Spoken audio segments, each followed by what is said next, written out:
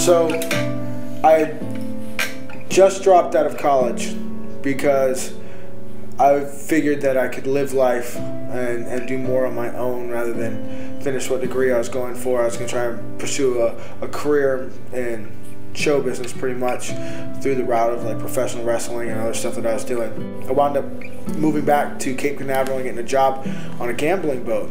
And on the gambling boat, I wound up working my way up to security supervisor. It was pretty cool. I was one of the youngest guys there. I was about 24 years old. I was in charge of my own shift. I was used on other shifts as a supervisor. I was really good at what I was doing. I wound up going out in the hurricanes on the ship. And when I went out in the hurricanes on the ship, they wound up shorting one of my paychecks by about $1,500. And I got really upset by it. And I said, I'm going to take my $1,500 back. And I robbed the casino. And it was like poison entering into your veins. Once I saw that I could get away with it, all of a sudden it was like, okay, what's next? $1,500 would quickly jump to $10,000. $10,000 quickly jumped to $250,000. We were living life with more money at our disposal than I'd ever seen before. And it was a drug, and it was addictive. Our whole demeanors changed, our whole lives changed. We went and bought fancy vehicles. We went out. When I say we went out to clubs, we didn't just go out to clubs, we were the club.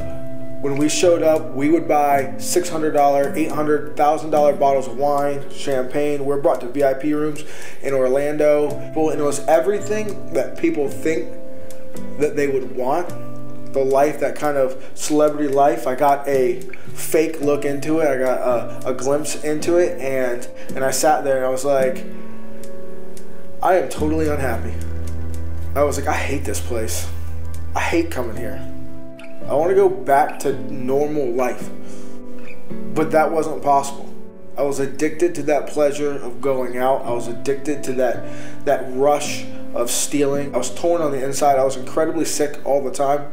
In my heart, I was torn. I'd wake up in the mornings, I would think, I gotta put an end to this. I gotta stop this. I can't keep doing this. And sure enough, as my day went on, I realized I couldn't stop.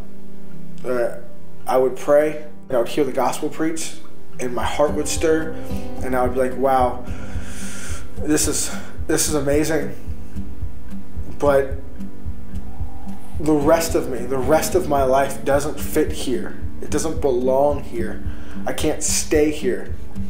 So I remember leaving the mezzanine, leaving church, just thinking, my life's a train wreck.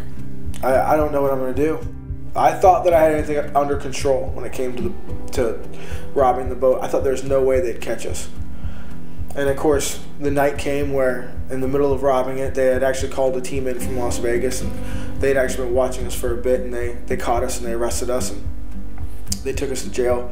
And I'll never forget when I was in jail, I was sitting in my cot with everything stripped away, and they give you this paper when you first get processed in the jail, just kind of like the rules of what you can and can't do, and they're really kind of basic. And I figured I pretty much know I'm going to keep to myself. I don't need to read these rules, so I just laid down and went to bed, went to sleep in my cot, and the guy in the cot next to me had his piece of paper out, and he kept reading it, and he kept talking to it. He kept talking to it like it was a picture, talking to this piece of paper that was rules. And that's when it just hit me. That's when everything hit me. I'm exactly the same as this crazy man talking to a piece of paper. When I'm left to do whatever I think's right and follow these pleasures and just chase after these desires, this is where I wound up. In 24 years of giving life my best, I wound up in jail, facing over a decade of prison time. And as I started to think over this stuff and mull over this stuff, I started remembering some of what I would hear at church and at the mezzanine. I got out of my cot, I just got on the floor, and I put my face to the floor, and I started crying. You said in your word that if I give you my life, I can have yours. I was like, I'll take that trade with you, Jesus. And I didn't pray to get out of jail. I didn't pray to get out of the situation. I was like, if you still want me, you can have me. And at that moment, in that jail cell, I felt this peace come over me. I didn't hear the guy talking anymore. I didn't hear anything else. It was surreal. I felt this peace come over me like water.